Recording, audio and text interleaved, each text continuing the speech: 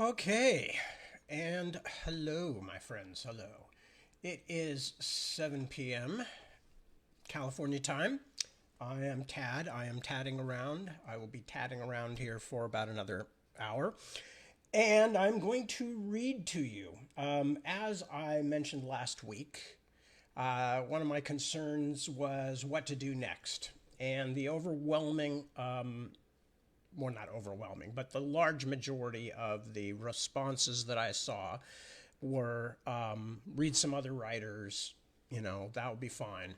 So, as I announced 1 o'clock in the morning, the earlier broadcast, I guess, I'm going to be reading writers who influenced me in one shape or form. And I have already started with a Theodore Sturgeon story, which I will mention more about in a moment. The one thing I already see a slight problem with this setup, and that's because the stories are all different lengths. Not Sturgeon's, but I mean all the kind of stories I'd want to read. It's very hard to plot out how long, what proportion of the broadcast or the reading or whatever they're going to take.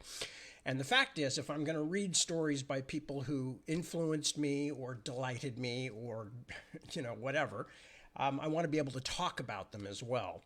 And so I had no idea last night whether we'd get the whole story read or not. If we had gotten the whole story read, not only would I have gone over time, but I still would not have had time to discuss it and talk about what in particular fascinates me about Sturgeon, et cetera, et cetera. And so just to let you know that I'm still trying to figure out how we're going to make this work. So my plan for tonight is to finish the story that I started at 1 o'clock in the morning, which is called Slow Sculpture and is from 1970. If I have time, I have another shorter story, very different, also by Sturgeon, actually very kind of pretty much a horror story and a classic. But I also would like to talk a little bit about what it is about Sturgeon that kind of sparked my interest when I was a young reader and first coming across. And I would like to do that with all of these writers, because otherwise I'm just cranking out. I'm just rereading their, the work of their lives without any comment on it or why I'm picking these things. So, just quickly to update anything else, still everything pretty much where it was last week. I finished signing all those tip-ins. Navigator's Children is now all but completely out of my hands. I couldn't do anything to it, I don't think, if I wanted to. And it's, still slated for publication a few months up the road. The Third Ordinary Farm book remains unedited because I was signing stuff and doing other things all this last week. But I'm going to be getting to that very soon. And also I'm still doing Splintered Sun rehearsal in my head, thinking about not just the story itself or the characters or plotting it or whatever, but also really thinking a lot about how I want to tell the story in a technical sense, because there are many, many ways. And that's one of the reasons that I'd like to be able to talk about some of this stuff, like the Sturgeon stuff, and or in general, talk about these writers. So, but what I am going to do tonight, first I'm going to check in and see if anybody has showed up. Not too many so far, so that will be fast, and I'll try to get back to the others later. I see Joanne, my niece. Hello, Joanne. Good to see you, sweetie. Claudia, Ivan. Ivan is there. Kelly is there. Ray Weatherford is there. Barb Ann. Medardo Landon Mazadueñas. Hello, sir. Penny. Hi, Penny. And Susan. Hello, Susan. I had a brief conversation with you yesterday, and it was confusing, wasn't it? I was confused, too. I started doing the broadcast at the wrong time and then realized it partway through the setting up, and decided I would go ahead and test it out because I'd changed some things around on my desk and cables and different docks and things like that you use to do this.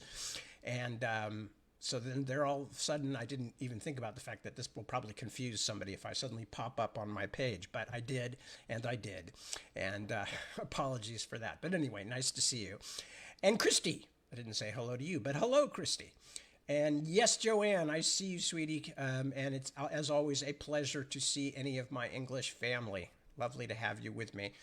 So while we are waiting, I'm just checking something here. Tracy also has showed up. So hello, Tracy. And a few others, but those are just the comments. Anyway, so what I am going to do is I am going to go ahead and keep reading the story. And as I do so, I am going to finish it up if I can. And then we'll see how much time we have. But I don't like playing it by ear quite this much because, as I said, I like to be able to discuss these things a bit. And that requires a little planning ahead of time. Anyway. So we started the story called Slow Sculpture last broadcast, and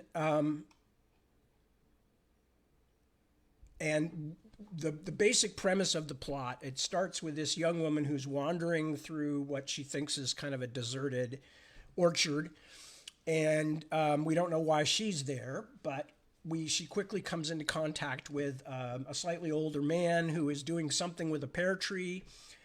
And he, instead of kind of asking who she is or what she's doing there or whatever, just kind of accepts that she's there, gets her involved with helping him with taking some measurements, electrical measurements about the tree without much explanation. And then kind of basically, without prodding too much, gets her to confess that she's wandering around because she doesn't know what else to do because she has cancer in her breast. And so the first thing he says is, I can fix that. Come on back to my place. Leads her back to his place, explains to her in some depth his scientific rationale for changing the electromagnetic valence of her molecules. And it's very smart pseudoscience, but it is pseudoscience based on what was known at the time. At least I believe it is. Somebody who knows better is welcome to tell me. But anyway, and then gives her this essentially electrified injection to make it work better. The one thing that she notices on her way in is he has a huge, much bigger than you would expect, bonsai tree. Bonsai, B-O-N-S-A-I, the Japanese art of sculpting trees, living trees, usually quite small. And he has a huge one. That will be more significant later. And in fact is where the title of the story comes from. So anyway, so then she totally freaks out when he says, yeah, that's cancer all right. After he's given her this weird electrified injection, she completely flips out, passes out, wakes over a process of time, and to find him there waiting for her to come out of it. And she does. And he basically tells her she's cured, and the reason she freaked out was because she hadn't actually gone to any doctor. She just knew because of family history and feeling that she had cancer. But hearing him say it pushed her over the edge, and she didn't realize he'd actually already cured it, or so he says. So that's what's going on, and then she says something about, wow, that's a one-shot cure for cancer, and he gets very angry and starts telling her, essentially, oh yeah, that's what everybody's, you're going to be just like everybody else, and you're going to be telling me this, and well, I'll read you that section as we continue with the story. So, but that's what's going on now. She's just gotten up out of bed. She feels different. She doesn't know beyond much beyond that, but he's told her that it worked, and she's curing herself, that her body is curing itself. And then he's talking to her about what he perceives her to be about to say. It's not what she actually said. It's what he perceives she's about to say. You, he said, aiming a long index finger at her, have robbed yourself of this choicest example of everything I've just said. If my assumptions had been right, and you had gone to your friendly local Sawbones, and he had diagnosed cancer and referred you to a specialist, And he had done likewise, and sent you to a colleague for consultation, and in random panic you had fallen into my hands and been cured, and had gone back to your various doctors to report a miracle, do you know what you would have gotten from them? Spontaneous remission. That's what you'd have gotten. And it wouldn't be only doctors, he went on with a sudden renewal of passion under which she quailed in her bed. Everybody has his own commercial. Your nutritionist would have nodded over his wheat germ or his macrobiotic rice cakes. Your priest would have dropped to his knees and looked at the sky. Your geneticist would have a pet theory about generation skipping and would assure you that your grandparents probably had spontaneous remissions too and never knew it. Please, she cried, but he shouted at her. Do you know what I am? I am an engineer, twice over, mechanical and electrical, and I have a law degree. If you were foolish enough to tell anyone about what has happened here, which I hope you aren't, but if you are, I know how to protect myself. I could be jailed for practicing medicine without a license. You could have me up for assault because I stuck a needle into you, and even for kidnapping, if you could prove I carried you in here from the lab. Nobody would give a damn that I had cured your cancer. You don't know who I am, do you? No, I don't even know your name, and I won't tell you. I don't know your name either. Oh, don't tell me. Don't tell me. I don't want to hear it. I wanted to be involved with your lump, and I was. I want it and you to be gone as soon as you're both up to it. Have I made myself absolutely clear? Just let me get dressed, she said tightly, and I'll leave right now. Without making a speech? Without making a speech. And in a flash, her anger turned to misery, and she added, I was going to say I was grateful. Would that have been all right? And his anger underwent a change, too, for he came close to the bed and sat down on his heel, bringing their faces to a level, and said, quite gently, that would be fine, although you won't really be grateful for another 10 days when you get your spontaneous remission reports, or maybe for 6 months or a year or 2 or 5 when examinations keep on testing out negative. She detected such a wealth of sadness behind this that she found herself reaching for the hand with which he steadied himself against the edge of the bed. He did not recoil, but he didn't seem to welcome it either. Why can't I be grateful right now? That would be an act of faith, he said bitterly, and that just doesn't happen anymore, if it ever did. He rose and went toward the door. Please don't go tonight, he said. It's dark and you don't know the way. I'll see you in the morning. When he came back in the morning, the door was open. The bed was made, and the sheets were folded neatly on the chair, together with the pillow slips and the towels she had used. She wasn't there.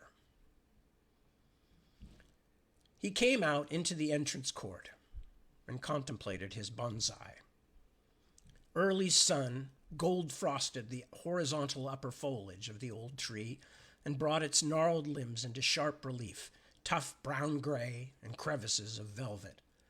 Only the companion of a bonsai, there are owners of bonsai, but they are a lesser breed, fully understands the relationship.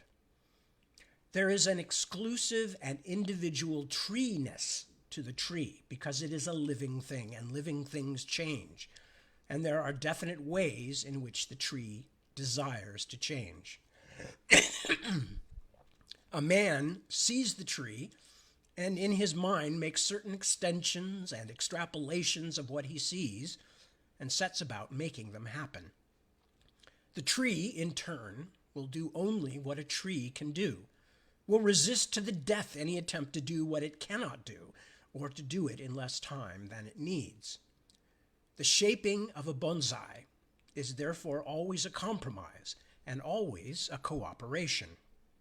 A man cannot create bonsai, nor can a tree. It takes both, and they must understand each other. It takes a long time to do that. One memorizes one's bonsai. Every twig, the angle of every crevice and needle, and lying awake at night or in a pause 1,000 miles away, one recalls this or that line or mass. One makes one's plans. With wire and water and light, with tilting and with planting of water-robbing weeds or heavy root-shading ground cover, one explains to the tree what one wants. And if the explanation is well enough made and there is great enough understanding, the tree will respond and obey. Almost. Always there will be its own self-respecting, highly individual variation. Very well, I shall do what you want, but I will do it my way. And for these variations, the tree is always willing to present a clear and logical explanation, and more often than not, almost smiling, it will make clear to the man that he could have avoided it if his understanding had been better. It is the slowest sculpture in the world, and there is at times doubt as to which is being sculpted, man or tree. So, he stood for perhaps 10 minutes, watching the flow of gold over the upper branches, and then went to a carved wooden chest, opened it, shook out a length of disreputable cotton duck, opened the hinged glass at one side of the atrium, and spread the canvas over the roots and all the earth to one side of the trunk, leaving the rest open to wind and water.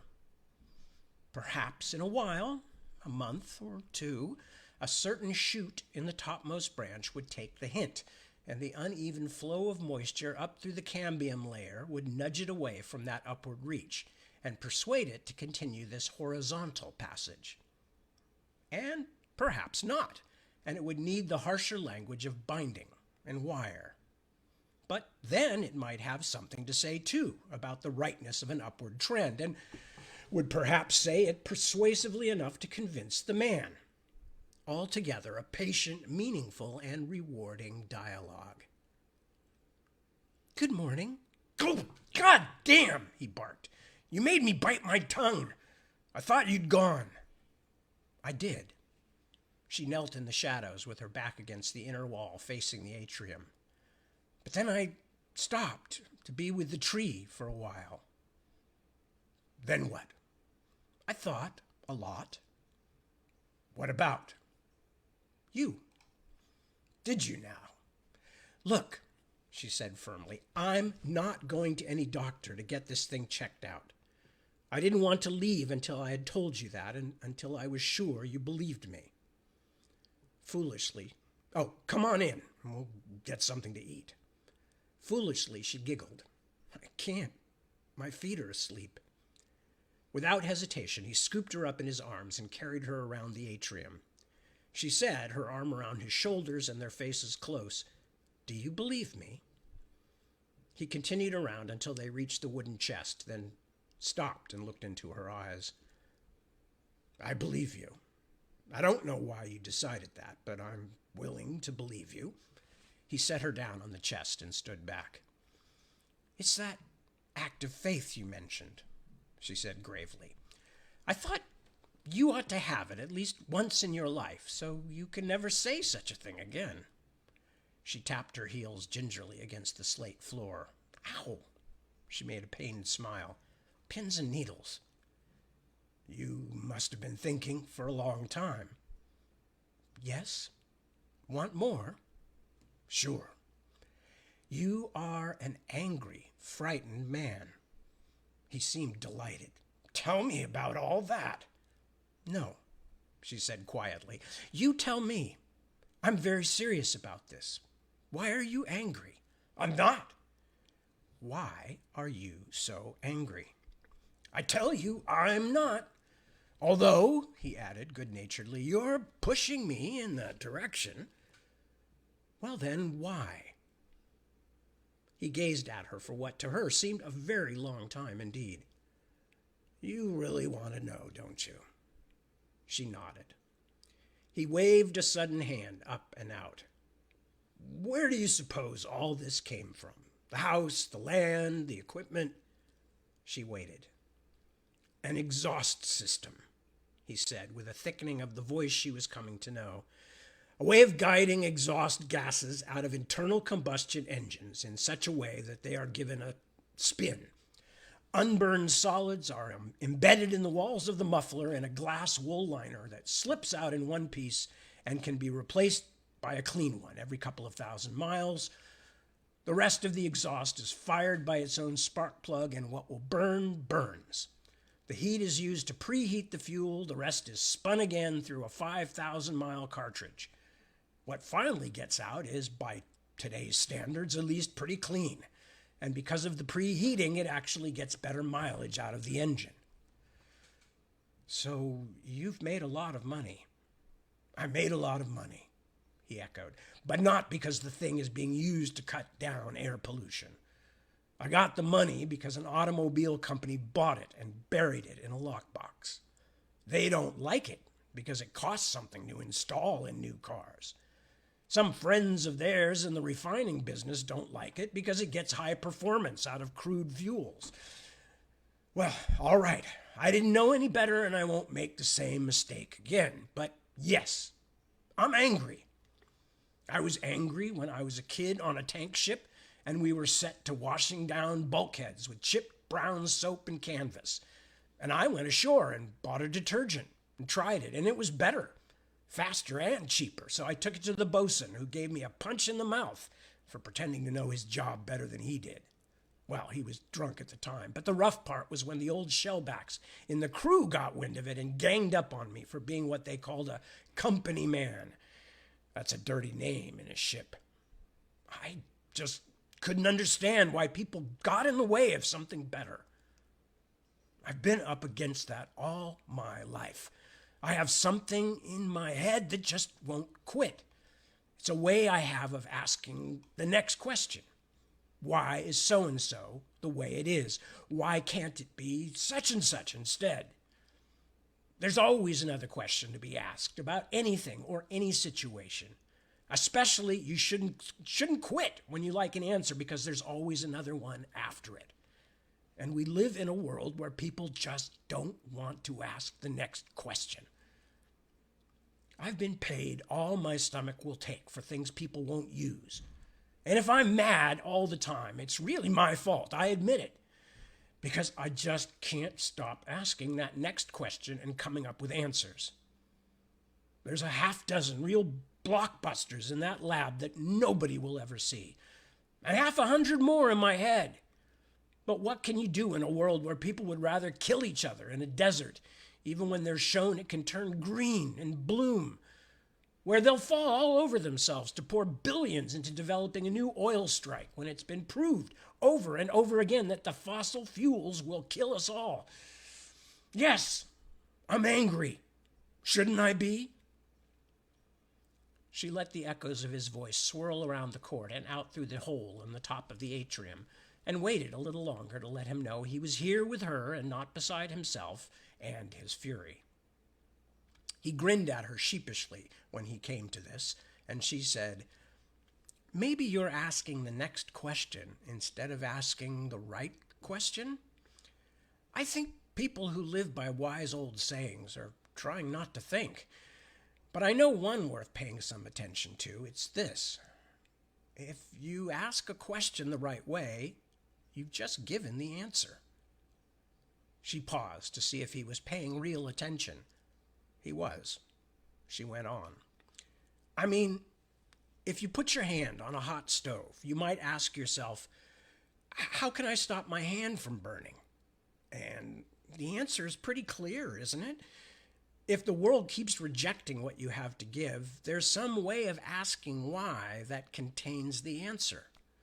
It's a simple answer, he said shortly. People are stupid. That isn't the answer. And you know it, she said. What is? Oh, I can't tell you that. All I know is that the way you do something, when people are concerned, is more important than what you do if you want results. I mean, you already know how to get what you want with a tree, don't you? I'll be damned. People are living, growing things too. I don't know 100th part of what you do about bonsai, but I do know this. When you start one, it isn't often the strong, straight, healthy ones you take. It's the twisted, sick ones that can be made the most beautiful. When you get to shaping humanity, you might remember that. Of all the... I don't know whether to laugh in your face or punch you right in the mouth. She rose. He hadn't realized she was quite this tall. I'd better go. Come on now, you know a figure of speech when you hear one. Oh, I didn't feel threatened, but I'd better go all the same.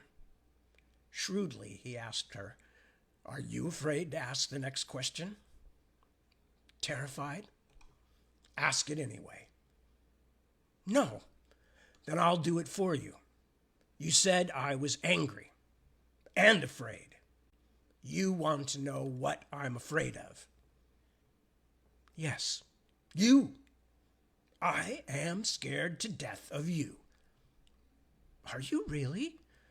You have a way of provoking honesty, he said with some difficulty. I'll say what I know you're thinking. I'm afraid of any close human relationship. I'm afraid of something I can't take apart with a screwdriver or a mass spectroscope or a table of cosines and tangents. His voice was jocular, but his hands were shaking. You do it by watering one side, she said softly, or by turning it just so in the sun. You handle it as if it were a living thing, like a species or a woman or a bonsai. It will be what you want it to be if you let it be itself and take the time and the care. I think, he said, that you are making me some kind of offer. Why? Sitting there most of the night, she said, I had a crazy kind of image. Do you think two sick, twisted trees ever made bonsai out of one another? What's your name? He asked her. And that's the end. Okay, so that is the first non-Tad story. Well, no, I've read some other non-Tad stories at Halloween, I think. And one of the reasons I picked that as the first one and as an example of Sturgeon, and as you'll see, if we have time, the other one I'm going to read is very different, is because it has some of Sturgeon's most common tropes in it. And one of them is the ask the next question trope. And clearly Sturgeon himself was one of those people who was constantly thinking about things in that way that some of us do, where we kind of pride ourselves on the fact that we don't just take the simple answers for things, and we want to know the real whys and wherefores of why things happen.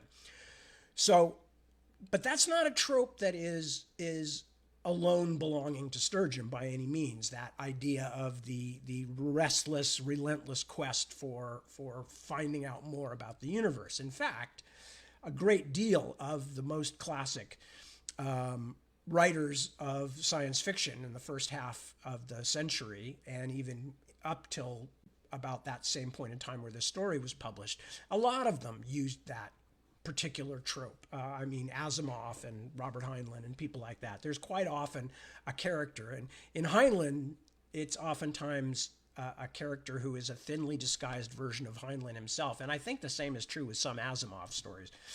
Those characters are the ones who are basically smarter than everybody else, and they always ask the next question. But what is particularly Sturgeon about this story is that it starts out being about somebody who has a problem coming into contact with one of those people who always keeps asking questions and keeps trying to find out the nature of reality. And that what they also discover, though, is that the knowledge alone, or the ability to think of things other people don't think of, is by no means a guarantor of happiness. And Sturgeon made a career out of talking about people as being all of them complex, all of them somewhat unknowable, about the interaction of the disparate universes that we all are, meaning that each person has inside their head a universe that is completely the product of their own thoughts and experiences. And I'm sure some of you have had that experience of, being in a car on the freeway and looking over at the other cars and at the people sitting in them and going, I wonder what their life is like. I wonder where they're on their way to. I wonder, what they would think about me and my life if they were looking back at me, et cetera, et cetera. So we all sense this idea of the vast separation of universes that we all have, and that they're all kind of floating along through time together, but not directly connecting, in the sense that none of us ever truly gets into somebody else's brain, even the people that we love. But Sturgeon has a great deal of sympathy for human beings, and he has a great deal of sympathy for the people who don't fit in. So even the heroes of his stories are almost never, people who unfailingly do the right thing, who march out, who discover things and fix things and all that. They're even the most powerful in terms of their ideas or their thinking. People in Sturgeon's work are flawed. And he carried on with this idea further and further during his career. He lived until 1985. And although he didn't write as many short stories later on and wrote more novels, all of his work, this permeates his work, this sympathy and empathy with humanity and with humans. And even though a lot of his fiction is about aliens and, unexpected, strange mutations and unexpected things happening to ordinary people and not ordinary people, at the same time, in all of his work, there is a vast, vast love for humanity, and quirks and all. And this story is a perfectly good one. It starts with this young woman who's frightened and terrified because of the frailty of her own body and her mortality and all that. And she comes upon this guy who can actually save her, who's basically a wizard, in fantasy terms. He's basically a wizard. He's magical. But what it turns out is that he is the one who needs to be saved also. That he is embittered, he is angry, that he has locked himself in a cage of his own feeling that he understands everything. And therefore he understands that human beings are ultimately stupid and pointless.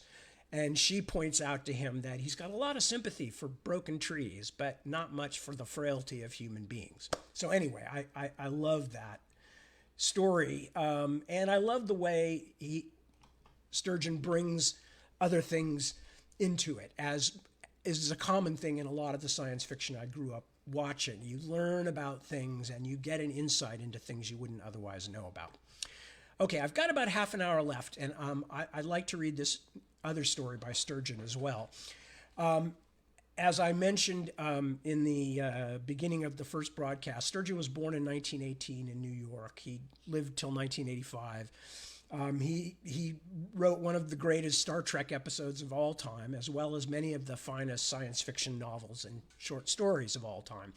But for me, what was very important was he always had this alternate way of looking at things. And that's why so many of his characters are those kind of characters, people who see things that others don't see.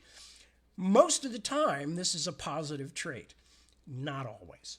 And the story I'm going to read now, and which I will read and finish no matter how long it takes, is an example of somebody who has a different understanding or a different set of needs and a different way of thinking about things.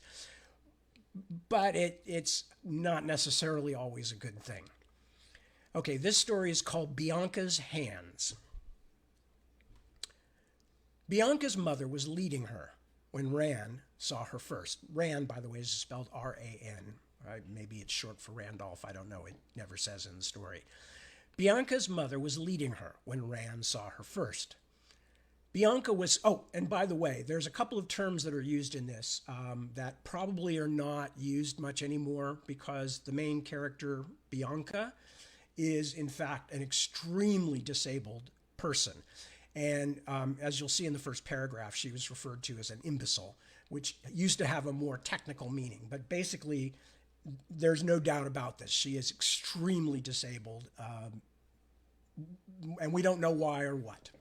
But that's That's one of the things about this story you have to know. And that the language is not always stuff that is, what is now currently considered to be the proper way to talk about people with disabilities. But it's certainly not hostile to them at all, despite it being kind of a horror story. Okay, back to the story. Bianca's hands. Bianca's mother was leading her when Rand saw her first. Bianca was squat and small, with dank hair and rotten teeth. Her mouth was crooked, and it drooled. Either she was blind or she just didn't care about bumping into things. It didn't really matter because Bianca was an imbecile. Her hands, they were lovely hands, graceful hands, hands as soft and smooth and white as snowflakes, hands whose color was lightly tinged with pink, like the glow of Mars on snow. They lay on the counter side by side, looking at Rand. They lay there half-closed and crouching, each pulsing with movement like the panting of a field creature, and they looked, not watched. Later, they watched him. Now, they looked. They did, because Rand felt their united gaze, and his heart beat strongly. Bianca's mother demanded cheese, stridently. Rand brought it to her in his own time while she berated him.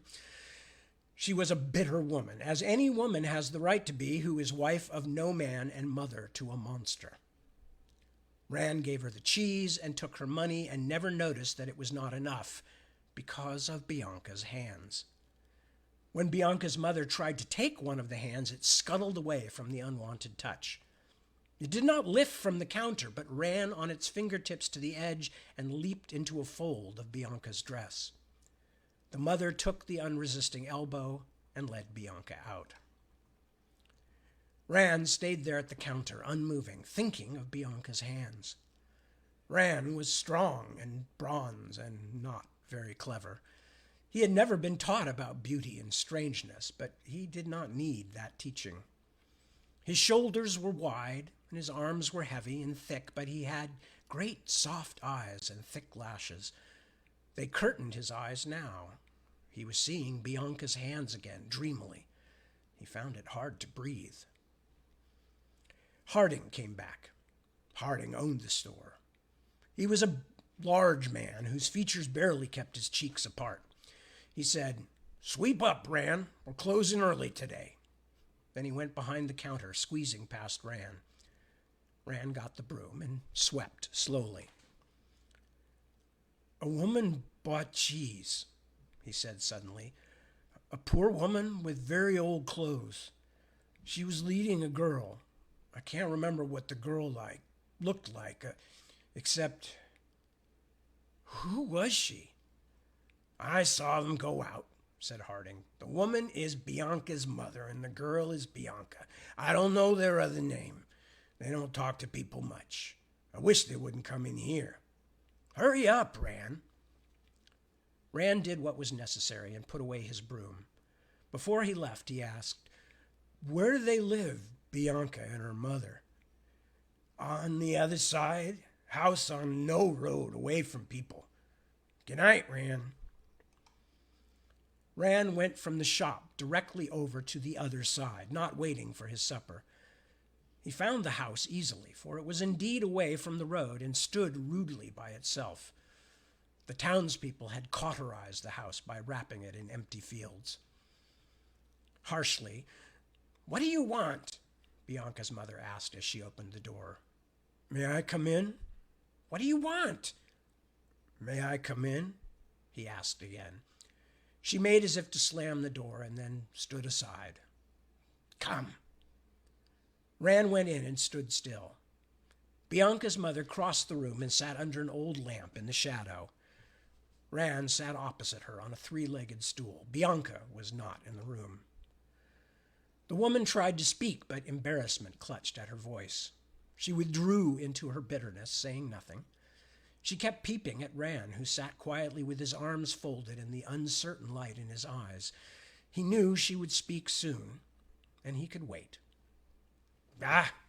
Well..." She was silent after that for a time, but now she had given him his intrusion.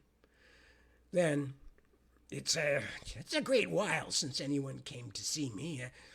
A great while. It was different before. I was a pretty girl." She bit her words off, and her face popped out of the shadows, shriveled and sagging as she leaned forward. Rand saw that she was beaten and cowed and did not want to be laughed at. "Yes," he said gently. She sighed and leaned back so that her face disappeared again. She said nothing for a moment, sitting looking at Rand, liking him. "We were happy, the two of us," she mused, "until Bianca came. He didn't like her, poor thing. He didn't. No more than I do now. He went away. I stayed by her because I was her mother. I'd go away myself, I would, but people know me. And I haven't a penny, not a penny. They'd bring me back to her, they would, to care for her. It doesn't matter much now, though, because people don't want me any more than they want her, they don't." Rand shifted his feet uneasily because the woman was crying. "Have you room for me here?" he asked. Her head crept out into the light. Rand said swiftly, "I'll give you money each week, and I'll bring my own bed and things." He was afraid she would refuse. She merged with the shadows again. "If you like," she said, trembling at her good fortune, "though why you want to. Still, I guess if I had a little something to cook up nice and a good reason for it, I could make someone real cozy here, but why?" She rose. Rand crossed the room and pushed her back into the chair. He stood over her tall. "I never want you to ask me that," he said, speaking very slowly. "Here?" She swallowed and nodded.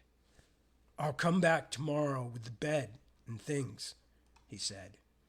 He left her there, under the lamp, blinking out of the dimness, folded round and about with her misery and her wonder. People talked about it. People said, "Rand has moved to the house of Bianca's mother." "It must be because—" "Ah," said some, "Rand was always a strange boy. It must be because—" "Oh, no," cried others, appalled. "Rand is such a good boy. He wouldn't." Harding was told. He frightened the busy little woman who told him. He said, "Rand is very quiet, but he is honest and he does his work.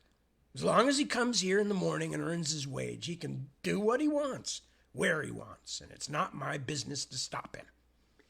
He said this so very sharply that the little woman dared not say anything any more. Rand was very happy living there. Saying little, he began to learn about Bianca's hands. He watched Bianca being fed. Her hands would not feed her, the lovely aristocrats. Beautiful parasites they were, taking their animal life from the heavy, squat body that carried them and giving nothing in return. They would lie, one on each side of her plate, pulsing, while Bianca's mother put food into the disinterested, drooling mouth. They were shy, those hands, of Rand's bewitched gaze. Caught out there naked in the light and open on the tabletop, they would creep to the edge and drop out of sight, all but 4 rosy fingertips clutching the cloth. They never lifted from a surface. When Bianca walked, her hands did not swing free, but twisted in the fabric of her dress. And when she approached a table or the mantelpiece and stood, her hands would run lightly up and leap, landing together, resting silently, watchfully, with that pulsing peculiar to them. They cared for each other. They would not touch Bianca herself, but each hand groomed the other. It was the only labor to which they would bend themselves. 3 evenings after he came, Rand tried to take one of the hands in his. Bianca was alone in the room, and Rand went to her and sat beside her. She did not move, nor did her hands. They rested on a small table before her, preening themselves. This, then, was when they really began watching him. He felt it right down to the depths of his enchanted heart. The hands kept stroking each other, and yet they knew he was there. They knew of his desire. They stretched themselves before him, archly, languorously, and his blood pounded hot. Before he could stay himself, he reached and tried to grasp them. He was strong, and his move was sudden and clumsy. One of the hands seemed to disappear, so swiftly did it drop into Bianca's lap. But the other... Rand's thick fingers closed on it and held it captive. It writhed, all but tore itself free. It took no power from the arm on which it lived, for Bianca's arms were flabby and weak. Its strength, like its beauty, was intrinsic, and it was only by shifting his grip to the puffy forearm that Rand succeeded in capturing it. So intent was he on touching it, holding it, that he did not see the other hand leap from the idiot girl's lap, land crouching at the table's edge. It reared back, fingers curling spider-like, and sprang at him, fastening on his wrist. It clamped down agonizingly, and Rand felt bones give and crackle. With a cry, he released the girl's arm. Her hands fell together and ran over each other, feeling for any small scratch, any tiny damage he might have done them in his passion. And as he sat there, clutching his wrist, he saw the hands run to the far side of the little table, hook themselves over the edge, and, contracting, draw her out of her place. Bianca had no volition of her own, but her hands had, creeping over the walls, catching obscure and precarious holes in the wainscoting. They dragged the girl from the room. And Rand sat there and sobbed, not so much from the pain in his swelling arm, but in shame for what he had done. They might have been one to him in another, gentler way. His head was bowed, yet suddenly he felt the gaze of those hands. He looked up swiftly enough to see one of them whisk round the doorpost. It had come back then to see. Rand rose heavily and took himself and his shame away. Yet he was compelled to stop in the doorway, even as had Bianca's hands.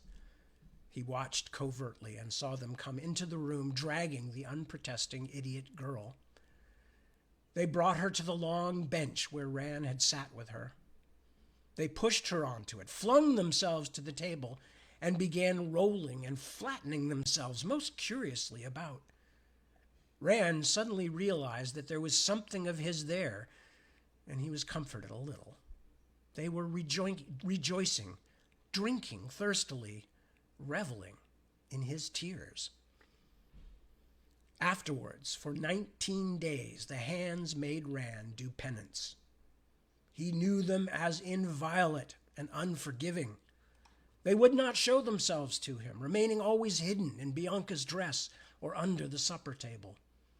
For those 19 days, Rand's passion and desire grew. More, his love became true love, for only true love knows reverence, and the possession of the hands became his reason for living, his goal in the life which that reason had given him. Ultimately, they forgave him. They kissed him coyly when he was not looking, touched him on the wrist, caught and held him for one sweet moment. It was at table. A great power surged through him, and he gazed down at the hands, now returned to Bianca's lap. A strong muscle in his jaw twitched and twitched, swelled and fell. Happiness like a golden light flooded him. Passion spurred him. Love imprisoned him. Reverence was the gold of the golden light. The room wheeled and whirled about him, and forces unimaginable flickered through him. Battling with himself, yet lax in the glory of it, Rand sat unmoving beyond the world, enslaved and yet possessor of all. Bianca's hands flushed pink, and if ever hands smiled to each other, then they did. He rose abruptly, flinging his chair from him, feeling the strength of his own back and shoulders. Bianca's mother, by now beyond surprise, looked at him and away. There was that in his eyes which she did not like, for to fathom it would disturb her, and she wanted no trouble. Rand strode from the room and outdoors to be by himself, that he might learn more of this new thing that had possessed him. It was evening. The crooked, bending skyline drank the buoyancy of the sun, dragged it down, sucking greedily. Rand stood on a knoll, his nostrils flaring, feeling the depths of his lungs. He sucked in the crisp air, and it smelled new to him, as though the sunset shades were truly in it. He knotted the muscles of his thighs and stared at his smooth, solid fists. He raised his hands high over his head and, stretching, sent out such a great shout that the sun sank. He watched it, knowing how great and tall he was, how strong he was, knowing the meaning of longing and belonging. And then he lay down on the clean earth and he wept. When the sky grew cold enough for the moon to follow the sun beyond the hills, and still an hour after that, Rand returned to the house. He struck a light in the room of Bianca's mother, where she slept on a pile of old cloths. Rand sat beside her and let the light wake her. She rolled over to him and moaned, opened her eyes, and shrank from him. "Rand, what do you want?" "Bianca. I want to marry Bianca." Her breath hissed between her gums. "No!" It was not a refusal, but astonishment. Rand touched her arm impatiently. Then she laughed. "To marry Bianca? It's late, boy. Go back to bed, and in the morning you'll have forgotten this thing, this dream." "I've not been to bed," he said patiently, but growing angry. "Will you give me Bianca or not?" She sat up and rested her chin on her withered knees. "You're right to ask me, for I'm her mother. Still and all, Rand, you've been good to us, Bianca and me. You are a good boy, but forgive me, lad, but you're something of a fool. Bianca's a monster. I say it though I am what I am to her. Do what you like, and never a word will I say. You should have known. I'm sorry you asked me, for you have given me the memory of speaking so to you. I don't understand you, but do what you like, boy." It was to have been a glance, but it became a stare as she saw his face. He put his hands carefully behind his back, and she knew he would have killed her else. "I'll marry her, then?" he whispered. She nodded, terrified. "As you like, boy." He blew out the light and left her. Rand worked hard and saved his wage and made one room beautiful for Bianca and himself. He built a soft chair and a table that was like an altar for Bianca's sacred hands. There was a great bed and heavy cloth to hide and soften the walls, and a rug. They were married, though marrying took time. Rand had to go far afield before he could find one who would do what was necessary. The man came far and went again afterward, so that none knew of it, and Rand and his wife were left alone. The mother spoke for Bianca, and Bianca's hand trembled frighteningly at the touch of the ring, writhed and struggled, and then lay passive, blushing and beautiful. But it was done. Bianca's mother did not protest, for she didn't dare. Rand was happy, and Bianca, well, nobody cared about Bianca. After they were married, Bianca followed Rand and his two brides into the beautiful room. He washed Bianca and used rich lotions. He washed and combed her hair and brushed it many times until it shone, to make her more fit to be with the hands he had married. He never touched the hands, though he gave them soaps and creams and tools with which they could groom themselves. They were pleased. One of them ran up his coat and touched his cheek and made him exultant. He left them and returned to the shop with his heart full of music. He worked harder than ever, so that Harding was pleased and let him go home early. He wandered the hours away by the bank of a brook, watching the sun on the face of chuckling water. A bird came to circle him, flew unafraid through the aura of gladness about him. The delicate tip of a wing brushed his wrist with the touch of the first secret kiss from the hands of Bianca. The singing that filled him was part of the nature of laughing. The running of water, the sound of the wind in the reeds by the edge of the stream. He yearned for the hands, and he knew he could now go and clasp them and own them. Instead, he stretched out on the bank and lay smiling, all lost in the sweetness and poignance of waiting, denying desire. He laughed for pure joy in a world without hatred, held in the stainless palms of Bianca's hands. As it grew dark, he went home. All during that nuptial meal, Bianca's hands twisted about one of his while he ate with the other, and Bianca's mother fed the girl. The fingers twined about each other and about his own, so that 3 hands seemed to be wrought of one flesh, to become a thing of lovely weight at his arm's end. When it was quite dark, they went to the beautiful room and lay where he and the hands could watch through the window the clean, bright stars swim up out of the forest. The house and the room were dark and silent. Ran was so happy that he hardly dared to breathe. A hand fluttered up over his hair, down his cheek, and crawled into the hollow of his throat. Its pulsing matched the beat of his heart. He opened his own hands wide and clenched his fingers as though to catch and hold this moment. Soon the other hand crept up and joined the first. For perhaps an hour they lay there passive with their coolness against Rand's warm neck. He felt them with his throat, each smooth convolution, each firm small expanse. He concentrated with his mind and his heart on his throat, on each part of the hands that touched him, feeling with all his being, first one touch and then another, though the contact was there, unmoving.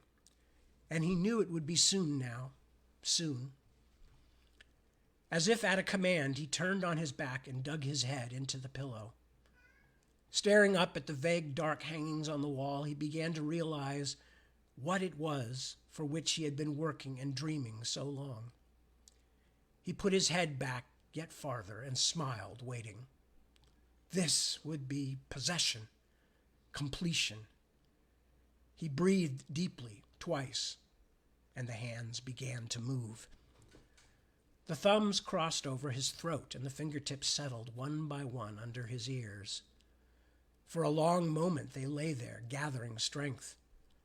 Together then, in perfect harmony, each cooperating with the other, they became rigid, rock hard.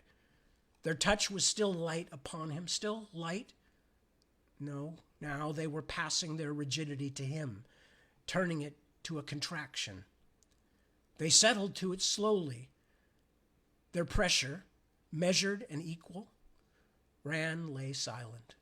He could not breathe now and did not want to. His great arms were crossed on his chest, his knotted fists under his armpits, his mind knowing a great peace. Soon now.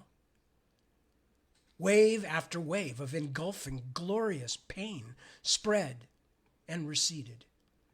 He saw color impossible, without light. He arched his back up. The hands bore down with all their hidden strength, and Rand's body bent like a bow, resting on feet and shoulders. Up.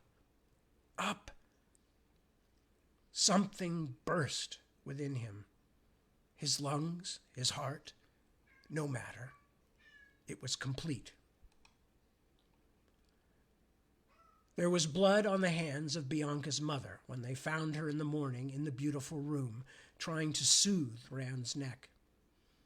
They took Bianca away, and they buried Rand, but they hanged Bianca's mother because she tried to make them believe Bianca had done it. Bianca, whose hands were quite dead, drooping like brown leaves from her wrists. And that's the end of that story. Cheerful. Anyway, so that is it for now. I don't know what I'm going to read next week, so I can't tell you ahead of time. I don't know if I'll read more Sturgeon, or part of the problems is all of my books are still in boxes and I don't know where they are. So I'm having to make do with the things I can find, or having to buy things again to read, which is really annoying when you spent an entire life having a collection of things like this. But anyway, so thank you so much for joining me. I am very pleased.